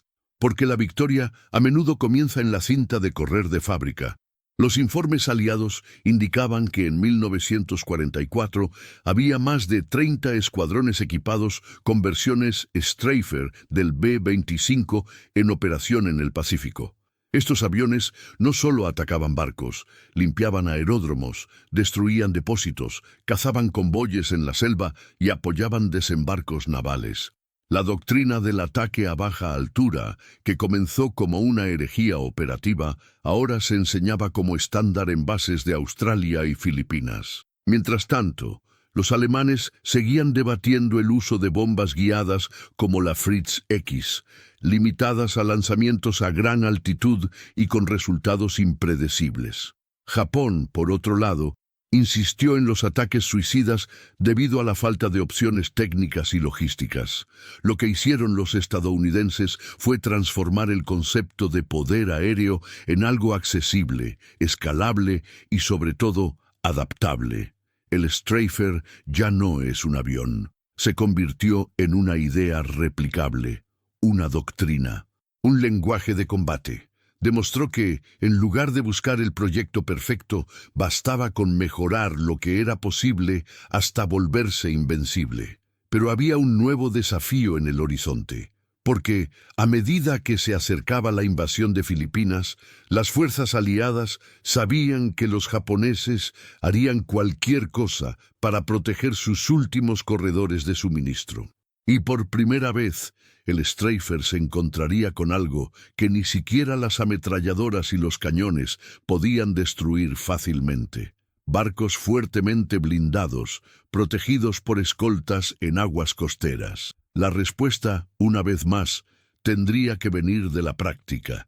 Y Gun ya estaba probando un nuevo tipo de munición, uno que rebotaba y se hundió. Para 1944, el B-25 Stryfer ya no era solo un avión, era una doctrina aérea, un concepto modular de ataque integrado, que redefinió no solo el combate, sino la propia forma en que los aliados planificaban sus operaciones ofensivas en el Pacífico. Lo que comenzó como una modificación clandestina pasó a ser una parte central de los manuales tácticos, y más allá de eso, era el vínculo entre varios niveles de la guerra moderna: reconocimiento, supresión, asalto frontal, apoyo aéreo y neutralización marítima. Una sola formación de Stryfers podría despejar el camino para desembarcos anfibios, aplastar las defensas costeras, silenciar las posiciones antiaéreas y, minutos después, apoyar a la infantería en tierra. Durante las campañas para reconquistar Nueva Guinea y Filipinas, los Stryfers actuaron como punta de lanza, volando bajo, a velocidades que desconcertaban a los radares japoneses y armados con ametralladoras, cañones y bombas de salto, eliminaron rápidamente las primeras líneas de resistencia. La artillería japonesa, acostumbrada a atacar objetivos a distancia, fue simplemente atropellada por ráfagas directas a la altura de las copas de los árboles. Muchos soldados japoneses murieron sin siquiera ver al enemigo. El impacto en los desembarcos fue inmediato. En Leyte, en la primera gran ofensiva estadounidense para recuperar el archipiélago filipino, los Stryfer rompieron los cinturones defensivos costeros en menos de 20 minutos de ataque. Cada grupo volaba en parejas o tríos coordinados con cazas convencionales y bombarderos medios, en un sistema de misiones superpuestas. Primero, los Stryfer despejaron la costa y destruyeron barcazas y artillería. A continuación, los B-17 se desplazarían a media altitud para eliminar posiciones fortificadas. Finalmente, los cazas dieron vueltas a baja altitud, protegiendo la cabeza de playa. Todo esto se orquesta basándose en informes de inteligencia actualizados en tiempo real. Japón, que apostaba por acorazados como Yamato y Musashi, descubrió que el tamaño ya no definía la superioridad. Un bombardero medio, modificado con 8 ametralladoras y un radar improvisado, podía desestabilizar un convoy entero. Fue la sustitución de la fuerza bruta por la inteligencia aplicada. En la práctica, el B-25 Stryfer se convirtió en un sistema de armas voladoras, y su mayor ventaja era su flexibilidad. Podía modificarse en el campo, adaptarse al tipo de misión y reaccionar con agilidad a los fracasos de los oponentes. Ningún otro avión de la Segunda Guerra Mundial combinó tanto poder de fuego frontal con velocidad, autonomía y la capacidad de operar en pistas cortas. Los japoneses llamaron a estas formaciones nubes de rayos negros. Un documento capturado en Manila en 1945 reveló el miedo psicológico causado por los Stryfer. Nuestras tropas informan del sonido de ametralladoras antes de ver nada, y cuando lo hacen ya es demasiado tarde. El impacto no fue solo físico, era moral, aún más. La logística japonesa tuvo que ser replanteada. Los trenes diurnos desaparecieron. Las islas comenzaron a recibir suministros solo por la noche, por submarinos. Los depósitos de combustible se trasladaron a cuevas y bosques. Pero ni siquiera eso detuvo los ataques. Con el apoyo de inteligencia e intercepción de señales, los Stryfer comenzaron a atacar en momentos impredecibles, utilizando rutas que confundían la defensa aérea. Fue en ese momento cuando la supremacía logística estadounidense encontró su expresión más pura, con fábricas funcionando las 24 horas del día, líneas de producción automatizadas y escuadrones recibiendo nuevos aviones semanalmente. Podía reemplazar las pérdidas por velocidades que el eje ni siquiera podía alcanzar, mientras Japón tardó 6 meses en producir y entrenar una nueva unidad de bombarderos Betty produjo, equipó y entregó 200 B-25 al mes. La doctrina de Stryfer, que comenzó con una solución alternativa, ahora moldeó la guerra, y lo más irónico, aún así, el eje insistía en que la superioridad residía en la tecnología de vanguardia. Alemania estaba desarrollando aviones a reacción que volaban demasiado rápido para sus propios pilotos. Japón apostaba por cazas suicidas porque ya no podía suministrar modelos convencionales. Un informe alemán, interceptado a finales de 1944, resume el impacto. La aviación estadounidense no es la mejor, pero sí la más eficiente. Convirtieron aviones normales en armas absolutas, no por invención, sino por repetición. Esta repetición alcanzó ahora una nueva frontera, porque los Stryfer, tan efectivos en el Pacífico, empezaban a ser considerados para operaciones en Europa. Y Gunn, el hombre que lo había empezado todo, fue llamado de nuevo. Su nuevo reto, adaptar la doctrina del ataque a baja altura a otro tipo de objetivo. No naves, pero hormigón armado. No trenes en alta mar, pero fortalezas subterráneas. La siguiente misión no fue en el Pacífico. Fue contra el corazón de la maquinaria bélica nazi. Aunque el mundo veía a Paul Irving Gunn como el ingeniero detrás de una revolución aérea, él siguió siendo sobre todo un padre silencioso. Con cada modificación hecha a un B-25, con cada ametralladora añadida, con cada sistema improvisado con piezas reutilizadas, había algo más que cálculo y técnica. Había duelo. Su esposa e hijos, capturados al inicio de la ocupación japonesa de Filipinas, fueron encarcelados en un campo de concentración en Manila. Las noticias llegaban escasas, en códigos, en rumores filtrados por radios clandestinas. Gunn no sabía si seguían vivos, y eso le consumía más que cualquier combate. La guerra para él no era una misión, era penitencia. El motor que lo impulsaba no era combustible aeronáutico, era culpa por haber evacuado antes de que cayera la ciudad. culpa por haber seguido órdenes mientras su familia quedaba atrás. En vez de sucumbir, construyó. En lugar de llorar, le cortó los fuselajes. Cada ajuste a un bombardero era un intento de controlar el caos. Si no podía salvar a los suyos, al menos salvaría a los hijos de otros. El arma funcionó sin pausa. Era habitual verle en los talleres aún con la grasa del amanecer, probando ángulos de ametralladora o calibrando armas con munición reutilizada. Dormía junto a los esquemas técnicos, con el rostro marcado por mapas. Sus subordinados lo llamaban el fantasma de la bahía de mantenimiento, pero lo respetaron. Sabían que detrás de ese silencio y rigidez había un hombre que luchaba no por la victoria, sino por la redención. El general Kenney, al visitarle personalmente, supuestamente dijo: «No descansa porque su guerra sea diferente. Es una guerra que no podemos ganar por él». Gunn no respondió.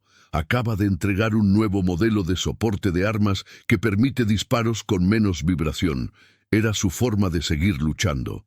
La mayor ironía es que mientras la maquinaria bélica estadounidense se alimentaba de estadísticas y métricas de éxito, Gunn operaba en el ámbito del dolor personal. Sus informes no mostraban orgullo.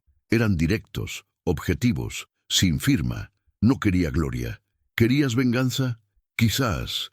Pero sobre todo, quería control. Control sobre algo, cualquier cosa, en un mundo que le había arrebatado todo. Un informe confidencial, ahora descalificado, muestra que Gunn rechazó 5 medallas y un ascenso. Solo dijo: «Dadlo a quienes aún tengan a alguien esperándoles», y volvió al hangar. En 1945, cuando las fuerzas estadounidenses liberaron los campos de Manila, Gunn recibió noticias que cambiarían el curso de su propia guerra. Su esposa había sobrevivido. Sus hijos también. Delgada, debilitada, pero viva. No lloró. Se acercó a un B-25 desmontado. Tocó la nariz del fuselaje, la misma que una vez había cortado con una sierra, y se quedó allí en silencio durante horas. La trayectoria de Gunn es el recordatorio de que detrás de las grandes invenciones de la guerra hay pequeñas tragedias personales. Ese poder logístico estadounidense, con toda su escala y eficiencia, también estaba formado por hombres imperfectos que intentaban salvar lo que quedaba de su humanidad. Gunn no era un héroe técnico, era un hombre en ruinas que reconstruyó su propia alma pieza a pieza, arma a arma. Y mientras reparaba aviones, la guerra llegaba a su fin, pero también revelaba su último teatro. Un último objetivo se cernía en el horizonte, el imperio clandestino de Hitler. Y una vez más, las ideas de Gunn serían convocadas para enfrentarse a algo que no se podía ganar solo con bombas. El sonido llegó antes que la visión, un rugido metálico profundo que hizo vibrar el suelo incluso antes de que la primera sombra cruzara el cielo. Para los soldados japoneses en las islas del Pacífico, ese sonido no era solo un presagio, era una frase. El motor radial Wright R2600 que impulsaba el B-25 Stryfer tenía un tono inconfundible, grave, constante, aplastante, y con el tiempo se convirtió en sinónimo de destrucción inevitable. En Okinawa, en Filipinas, en Biak y Luzón, el mero eco de este motor hizo que unidades enteras abandonaran posiciones incluso antes del primer disparo. Ya no era guerra, era terror acústico. Los relatos capturados por la inteligencia aliada revelan una transformación silenciosa. Los soldados japoneses comenzaron a construir refugios falsos, cubiertos de hojas y barro, no para protegerse, sino para morir escondidos. Preferirían desaparecer bajo los escombros antes que enfrentarse a las ráfagas de Pinto 50 que llegaban a baja altitud, destrozando todo a la altura de las palmeras. El impacto psicológico del Stryfer fue mayor que su letalidad estadística. Rompió el espíritu antes que el cuerpo. A diferencia de lo que predicaba la doctrina japonesa, que exaltaba el combate cuerpo a cuerpo como máxima expresión de honor, los Stryfer Eliminaron la posibilidad de un enfrentamiento directo. No les dieron otra opción. No había espacio para el héroe que corría hacia el enemigo. Solo había ruido, destrucción y ausencia. Uno de los relatos más impactantes vino de un oficial japonés capturado tras la batalla de Leyte. Declaró: «Cuando oímos su motor, supimos que no había ningún sitio a donde correr. Era como si el cielo nos hubiera condenado». Este tipo de dominio, donde la moral enemiga se derrumba antes de la batalla, era algo que ni siquiera los estrategas de Tokio podían prever. La guerra, al fin y al cabo, ya no es solo una ecuación de tanques y divisiones. Se ha convertido en una disputa por el control psicológico, y en esto, el Stryfer era un arma absoluta. Los ataques llegaron en oleadas, con formaciones de 3, 4 o 6 aviones, volando tan bajo que las hojas eran cortadas por las hélices. Las ametralladoras creaban cortinas de fuego que atravesaban carreteras, pueblos, puentes y hangares. Cuando pasaron los aviones, no quedó nada en pie. Pero el detalle que más me impresionó fue la precisión. Los pilotos, entrenados según las tácticas desarrolladas por Gunn, sabían exactamente dónde apuntar, cuánto tiempo mantenerse en el objetivo y cómo coordinar la salida antes del contraataque. Fue una operación quirúrgica realizada con armas sin filtro. La ironía de esta historia es que la solución estaba delante de ellos. Mientras Japón invertía en planes suicidas, Estados Unidos apostaba por la técnica, la repetición y la doctrina. Si te gusta desentrañar estos hechos, muestra tu apoyo. Dale like y suscríbete para que podamos ofrecerte contenido más detallado. El impacto fue tan profundo que a finales de 1944, la resistencia japonesa en las islas más pequeñas comenzó a operar en absoluto silencio. Los mensajes de radio han disminuido, los convoyes se suspendieron durante semanas. Era como si el Stryfer hubiera impuesto no solo destrucción, sino también un silencio estratégico. La capacidad de aplicación de la ley estadounidense había sido tal que un sobrevuelo era suficiente para paralizar la operación enemiga durante horas. Y este efecto no se limitaba al Pacífico. El alto mando alemán también estaba observando. En informes secretos, los funcionarios de la Luftwaffe se referían a los B-25 modificados como destructores del patrón táctico. Aviones que no seguían las reglas esperadas, ignoraban las altitudes convencionales y atacaban con precisión improvisada. La subestimación inicial dio paso al miedo doctrinal. El Stryfer había trascendido su fuselaje. Se había convertido en un símbolo, no solo de poder militar, sino de mentalidad. La mentalidad que decía: no importa el manual, importa lo que funcione. Y esta mentalidad avanzaba ahora hasta el último obstáculo de la guerra. Porque mientras los aliados empujaban al eje hasta sus últimas posiciones, una pregunta pesaba sobre el mando estadounidense. ¿Sería posible aplicar esta doctrina, nacida en la selva, contra los búnkeres de hormigón de Europa? La respuesta, una vez más, pasaría por las manos de un ingeniero que nunca creyó en los límites. En 1943 nació el Stryfer como una infracción. En 1944 se convirtió en doctrina. En 1945 era símbolo de supremacía aérea. Pero el verdadero impacto de su creación no terminó con la guerra. Al contrario, se expandió en las décadas siguientes. Discretamente, el concepto técnico y táctico detrás del morro de ametralladora de Paul Papi Gunn se ha filtrado en todas las formas de guerra moderna. El Stryfer no era solo un avión, era una idea, y esa idea trascendió la Segunda Guerra Mundial. Mientras el mundo reconstruía sus ciudades, Estados Unidos reconstruyó sus arsenales con un nuevo principio. Un avión puede ser una plataforma para la supresión total, y para ello no necesita volar alto ni ser invisible. Necesita ser implacable. En 1964, durante las primeras pruebas en Vietnam, Los estadounidenses necesitaban una solución para proteger las posiciones avanzadas durante la noche. No había cobertura aérea constante y las tropas estaban expuestas a ataques guerrilleros. La respuesta vino de un recuerdo. Los ingenieros revisaron los informes de Gunn, tomaron un carguero C-47, el mismo modelo que había lanzado paracaidistas en Normandía, y lo convirtieron en un cañón giratorio. Colocaron ametralladoras laterales, sensores nocturnos y crearon el AC-47 Spooky, apodado por los vietnamitas como el dragón silbante. La idea era simple y brutal. Un avión sobrevolando la posición enemiga, escupiendo balas en una espiral continua. Era Streifer, renacido. La doctrina del fuego frontal, ahora adaptada al fuego lateral, convirtió a la aviación en un sustituto de la artillería.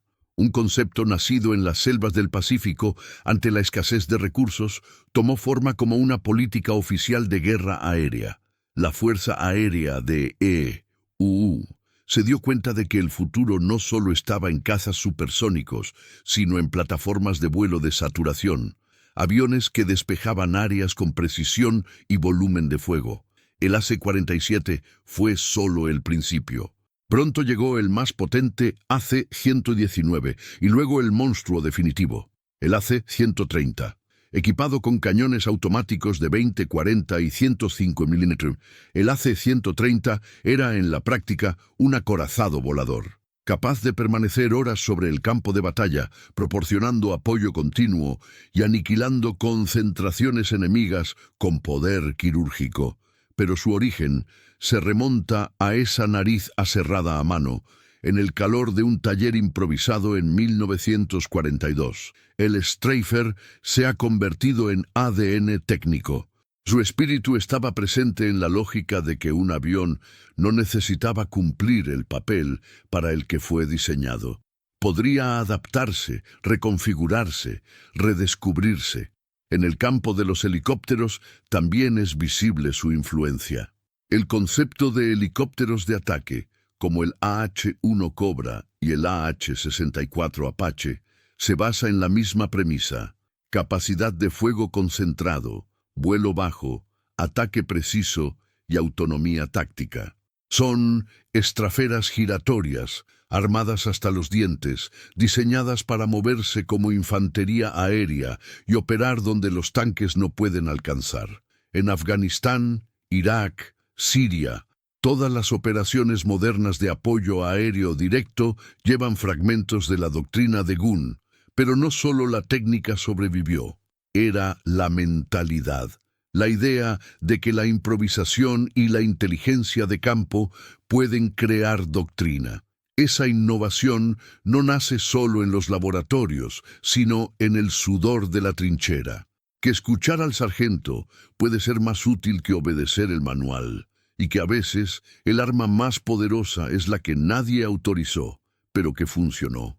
Streifer enseñó al mundo que el poder no está en la jerarquía, sino en la adaptación. Hoy en día, incluso con drones, satélites e inteligencia artificial dominando la escena bélica, el principio del Streifer sigue siendo la doctrina de presencia constante, ataque de saturación precisa, ingeniería adaptativa. Todo esto es una herencia directa de ese bombardero recortado, y en cada conflicto donde la aviación asume artillería, reconocimiento y supresión al mismo tiempo, hay un eco de Paul Gunn. Su idea, que antes se consideraba ilegal, ahora es un estándar de la OTAN, replicada en coaliciones, copiada por adversarios y estudiada en academias militares. En 1991, durante la Guerra del Golfo, los AC-130 dominaron el teatro nocturno.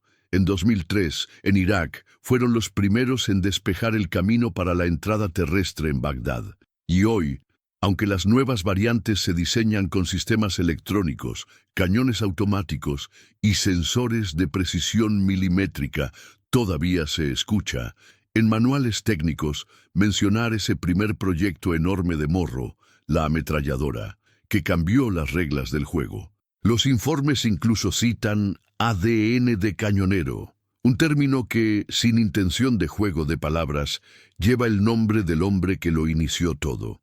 Y hay algo más, una ironía que abarca décadas. Mientras Estados Unidos transformó una solución alternativa en una doctrina global, países como Alemania y Japón, que antes miraban con desprecio la improvisación estadounidense, hoy también incorporan aviones polivalentes, sistemas de ataque aéreo de saturación y plataformas modulares. Incluso las fuerzas rusas han adoptado modelos similares en conflictos modernos. El mundo entendió demasiado tarde que no era necesario tener un barco para hundir otro. Solo hizo falta un avión, valor y un ingeniero lo suficientemente dolorido como para ignorar órdenes. El arma ilegal se convirtió en un modelo. La improvisación se convirtió en una escuela. Y el sonido de los motores Wright, que antes causaba pánico en las selvas del Pacífico, aún resuena, ahora con turbinas más potentes, sensores más precisos, pero con el mismo propósito: anticipar, dominar y ganar incluso antes de que el enemigo reaccione. La doctrina Straffer no es solo estadounidense, es universal, está viva, está en combate, y su próxima aplicación, ya en desarrollo, no será con pilotos humanos. Será con máquinas programadas para atacar como lo hacía Gunn una vez, bajo, rápido, implacable. Y cuando llegue ese futuro, será imposible ignorar el origen. Un viejo bombardero, un morro sin cristal y un mecánico que no pidió permiso, solo resultados. En la Alemania nazi, Paul Papy Gunn fue supuestamente arrestado. En el Japón imperial, probablemente disparado. Su creación, celebrada como una revolución en los hangares del Pacífico, sería vista como una herejía técnica en las salas de mando del eje. Lo que los aliados llamaban improvisación, el Reich llamaría desobediencia.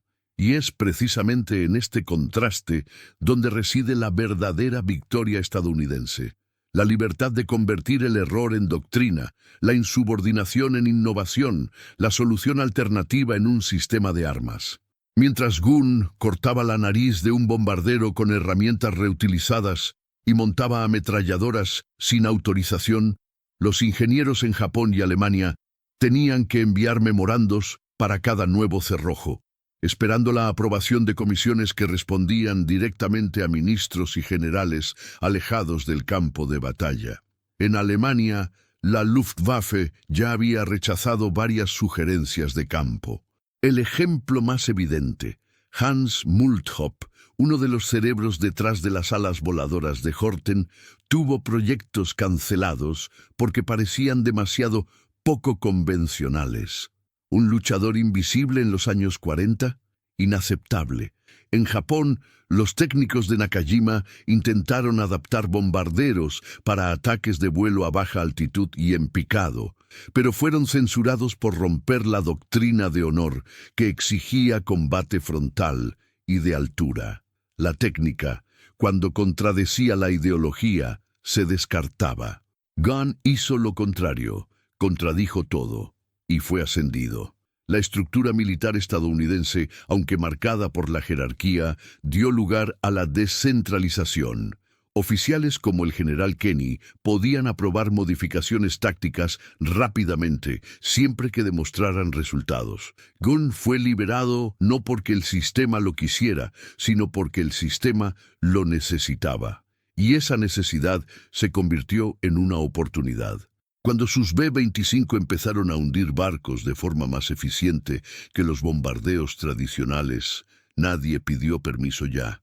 Gunn se convirtió en una referencia. Su método se convirtió en estándar. Su improvisación se convirtió en una cadena de montaje. Ahora imagina, ¿y si Gunn estuviera en Múnich? Un entrenador retirado intentando modificar un Dornier o un Heinkel por su cuenta. Necesitaría la aprobación del Technisches Amt, la oficina técnica de la Luftwaffe. Una idea como la nariz de Straffer, sin apoyo teórico formal y sin pruebas académicas previas, sería rechazada automáticamente. El Reich requería pruebas científicas, previsibilidad estadística y alineamiento ideológico. Gunn, que actuaba por instinto, sería tratado como una amenaza, y no es solo una suposición. En 1942, ingenieros alemanes sugirieron el uso de cohetes auxiliares de despegue, Rato, en cazas convencionales.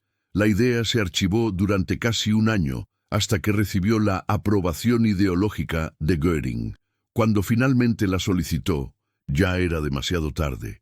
Mientras tanto, en Estados Unidos, el mismo concepto se estaba probando en campamentos improvisados en California, con gasolina y resorteras. ¿El resultado? La creación del primer avión a reacción operativo de Estados Unidos. La cultura estadounidense permitía el error. No solo lo toleraba, lo fomentaba. El fracaso formaba parte del proceso. Se anotaban, estudiaban y ajustaban las pruebas que hacían explotar motores. En el Reich, volar un motor sin permiso significaba un tribunal militar. La ingeniería se convirtió en prisionera de la política. En los hangares americanos, el mantra era claro: si funciona en la práctica, se perfecciona después. Una estadística define esta diferencia. Entre 1942 y 1945, Estados Unidos probó 8.473 modificaciones en aviones de combate. De estos, el 62% se realizaron en unidades de campo, sin pasar por departamentos centrales. En Alemania, esta cifra no alcanzó el 9%, una diferencia de 9 a 1.000. Y aquí tienes una invitación. Si estos datos te han impresionado, escribe en los comentarios: datos impactantes, porque lo son. Este contraste creó lo que los historiadores llaman el efecto arma, la capacidad estadounidense para transformar una idea aislada, nacida de la necesidad, en doctrina institucionalizada antes de que el enemigo pudiera siquiera entenderla. El Streifer fue solo un ejemplo, pero el patrón se repetía en radares móviles, bombas guiadas, artillería antiaérea ligera e incluso en los primeros sistemas de reabastecimiento en vuelo. Siempre la misma lógica. Alguien rompe el protocolo, demuestra que funciona y el sistema se adapta. En Japón, tal flexibilidad simplemente no existía. La Marina y el Ejército operaban como organizaciones separadas, con feroz rivalidad. Los ingenieros de una fuerza ni siquiera podían colaborar con técnicos de la otra.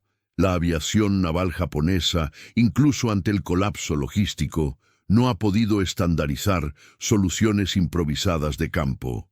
Los pilotos informaron de la falta de armamento adecuado, de la necesidad de cambios en las aeronaves, pero sus voces murieron en el pasillo de la burocracia. Nadie como Gunn podría surgir en ese entorno, y el resultado fue trágico. Mientras los estadounidenses se adaptaban en tiempo real, creando soluciones locales con eficacia global, alemanes y japoneses se hundían en procesos lentos y autoritarios, desconectados de la realidad táctica. Un caza japonés podría diseñarse durante 5 años y entrar en combate ya obsoleto. Un bombardero estadounidense fue modificado en 2 semanas y cambió el curso de una campaña. Gunn no era un héroe solitario. Formaba parte de una cultura que aceptaba la rebeldía técnica como motor de avance. Su historia expone con una brutalidad silenciosa lo que realmente ganó la guerra. No solo el número de aviones, sino la libertad de moldearlos. No solo la fuerza de las armas, sino la flexibilidad para usarlas fuera del plano. Y lo más sorprendente es que hasta hoy los manuales militares de todo el mundo usan la doctrina Streifer como ejemplo. Pero pocos recuerdan que nació sin manual, sin orden, sin título. La pregunta que queda es: ¿cuántos cañones fueron silenciados en el eje? ¿Cuántas victorias potenciales han muerto en los cajones del autoritarismo técnico? ¿Y cuántas guerras podrían haber sido diferentes? Si alguien hubiera podido cerrar la nariz de un bombardero, la respuesta puede estar en el próximo capítulo, donde exploraremos una revelación poco conocida, la admiración tardía de los ingenieros alemanes capturados, que, ante los informes técnicos aliados, confesaron que no creían que esta modificación se hubiera hecho fuera de un instituto oficial. Una confesión que cierra un ciclo y expone definitivamente la derrota no solo de una estrategia, sino de una mentalidad. La victoria en el Pacífico no comenzó con la primera ráfaga de fuego de ametralladora, ni con la explosión de una bomba. Comenzó en la mente de un hombre que se negaba a obedecer ciegamente manuales, órdenes o jerarquías. Paul Papy Gunn fue sobre todo un pensador libre en medio del caos, y fue esta libertad la que convirtió un B-25 convencional en una herramienta de dominación estratégica. Cada corte, cada soldadura, cada bala calibrada en la nariz del bombardero era un manifiesto silencioso de creatividad aplicada, nacido de la necesidad y la desesperación. La guerra, contrariamente a lo que muchos imaginaban, no se ganó solo por el número de aviones o la variedad de armamento. Se ganó por lo que la maquinaria bélica estadounidense permitió a su ingeniero improvisado: pensar, probar y acertar en el campo. Mientras los japoneses confiaban en la disciplina, el honor y la rigidez de las formaciones, Gunn puso a prueba los límites.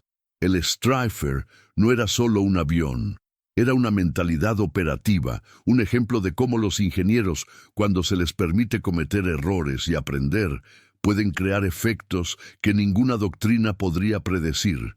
Cada ataque exitoso no solo destruía barcos, sino que erosionaba la moral enemiga, anticipando la victoria incluso antes del primer impacto físico. El terror psicológico creado por el rugido de los motores Wright R2600 fue tan letal como la bala disparada. Esta filosofía de libertad operativa contrastaba fuertemente con el eje. En Alemania, ingenieros brillantes como Hans Multhop vieron ideas rechazadas o pospuestas por burocracia y la necesidad de alineación ideológica. En Japón, los técnicos que sugerían mejoras eran ignorados o castigados, porque la tradición y la jerarquía no toleraban la improvisación. Lo que en Estados Unidos era tolerancia y fomento de la innovación, había prisión o silencio forzado. Gunn ganó porque se atrevía. El eje perdió porque no pudo. Esta es la diferencia crucial que ninguna estadística puede expresar. No se trataba solo del poder industrial, ni del número de aviones, ni siquiera del armamento. Era la libertad de adaptarse, aplicar el conocimiento rápidamente, aprender del campo y transformar errores en efectividad inmediata. El B-25 Stryfer, aunque extraordinario en su potencia de fuego, solo se volvió decisivo gracias a esta mentalidad. Gunn no esperaba aprobación de comités ni certificados. Observó el mundo real, el convoy acercándose, los defensores japoneses preparándose, la necesidad de proteger vidas aliadas, y actuó. Cada modificación era un experimento, cada vuelo una prueba, y cada éxito una lección para la siguiente misión. Este enfoque creó una línea de aprendizaje acelerado que ninguna academia militar pudo replicar. La verdadera lección de Stryfer radica en este punto. La guerra moderna requiere hombres libres para pensar fuera de la doctrina, capaces de improvisar bajo presión, de cuestionar las reglas cuando fallan y de usar la creatividad técnica como arma estratégica. La innovación nunca ha sido solo cuestión de armamento o tecnología. Siempre ha sido, y seguirá siendo, una cuestión del espíritu humano. Gunn representaba esta mentalidad mejor que nadie. Demostró que, en tiempos de desesperación, la fe en una causa personal, la protección de la familia, la eficacia en combate, puede crear un arma que redefine toda la estrategia de un teatro de guerra. El Stryfer no ganó por sus armas, ganó porque a su creación se le permitió evolucionar continuamente, aprendiendo del combate, adaptándose a los errores y maximizando juntos el efecto psicológico y físico. Fue una lección que el verdadero poder de una fuerza militar reside en la capacidad de aprender e innovar más rápido que el enemigo. Cada barco hundido en el mar de Bismarck, cada ataque a Wewak, cada convoy interceptado, no solo fue resultado de arsenales, sino de lógica humana aplicada estratégicamente. Gunn demostró que la improvisación sistemática, cuando se institucionaliza, crea una ventaja táctica desproporcionada. Además, el Streifer influyó en generaciones de aviones. Los helicópteros de ataque AC-47, AC-119, AC-130 e incluso modernos derivan directamente de esta filosofía. No es solo armamento, es doctrina. Es la certeza de que un vehículo aéreo, pequeño o grande, puede desempeñar múltiples funciones simultáneamente. Atacar, suprimir defensas, controlar la moral enemiga y apoyar a las tropas terrestres. La idea inicial del cañón, un bombardero sencillo modificado con ametralladoras en el morro, se convirtió en un paradigma global de aviación multipropósito y guerra asimétrica. Al analizar la victoria estadounidense en el Pacífico, es imposible disociar la tecnología de la mentalidad. La diferencia entre ganar y perder no residía solo en el número de aviones producidos, sino en la capacidad de aceptar riesgos, fomentar la creatividad y permitir que el ingeniero improvisara en el campo. El Streifer es la prueba viviente de que cuando los hombres son libres para pensar y actuar, incluso dentro de sistemas militares rígidos, los resultados pueden superar décadas de doctrina y previsibilidad estadística. Por lo tanto, la narrativa de Streifer no es solo la historia de un bombardero, es un manifiesto sobre la naturaleza de la guerra moderna. La superioridad no reside solo en el equipo, sino en la libertad de usarlo de forma innovadora. Se trata de cómo un individuo, actuando contra las reglas, contra las burocracias y contra el propio tiempo, puede crear una inmensa ventaja estratégica. Trata sobre cómo la fe en una causa personal puede trascender manuales y órdenes, convirtiendo la improvisación en eficacia probada y un puñado de aviones en un instrumento de cambio bélico. Y aunque la cantidad de aviones y munición es impresionante, el mayor legado del Streifer es invisible. La mentalidad que permite que la invención sea más que un arma, que sea estrategia, doctrina y símbolo de libertad aplicada. Paul Gunn demostró que la guerra puede ganarse antes de que el primer disparo alcance el objetivo, si la inteligencia humana se utiliza de forma creativa, adaptativa y decisiva.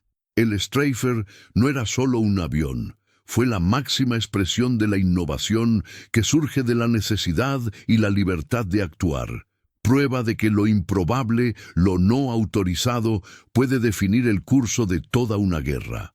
El B-25 Streifer, que comenzó como una modificación improvisada de Paul "Papi" Gunn, resultó ser una prueba irrefutable de la superioridad industrial y adaptabilidad estadounidense. Mientras Alemania y Japón seguían atrapados en doctrinas rígidas y burocracias asfixiantes, Estados Unidos convirtió la innovación de campo en doctrina consolidada, permitiendo que un solo ingeniero, motivado por la urgencia personal y la experiencia práctica, creara un sistema de armas que cambiara el curso de la guerra en el Pacífico. El colapso ideológico y militar del eje no fue solo resultado de fallos en la estrategia o armamento, sino de la incapacidad para aceptar y aplicar la innovación cuando más se necesitaba. La lección es universal: la logística, la adaptabilidad y la libertad de improvisación determinan la eficacia estratégica, superando con creces la mera fuerza o el número de equipo. Gunn demostró que la guerra moderna requiere inteligencia, coraje y la capacidad de romper normas para generar resultados concretos. Como resumió un oficial alemán capturado, aún en shock por los informes aliados, fuimos derrotados por camiones y aviones que nadie permitía construir. Para seguir desentrañando estas historias de genialidad y superación, dale like y suscríbete al canal. Comenta ¿Cuál es el dato más impactante que descubriste y activa la campana para no perderte el siguiente dato histórico devastador? No te vayas todavía. Escucha la próxima historia real que aparecerá en pantalla. Recuerda siempre, la logística determina la estrategia. Mira el siguiente vídeo aquí en el canal con otra historia increíble.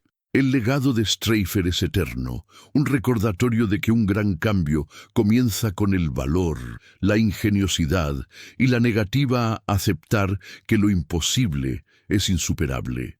El mundo ha visto que una idea, nacida de la urgencia del corazón y la mente de un solo hombre, puede redefinir el curso de toda una guerra e inspirar generaciones de innovación militar durante décadas.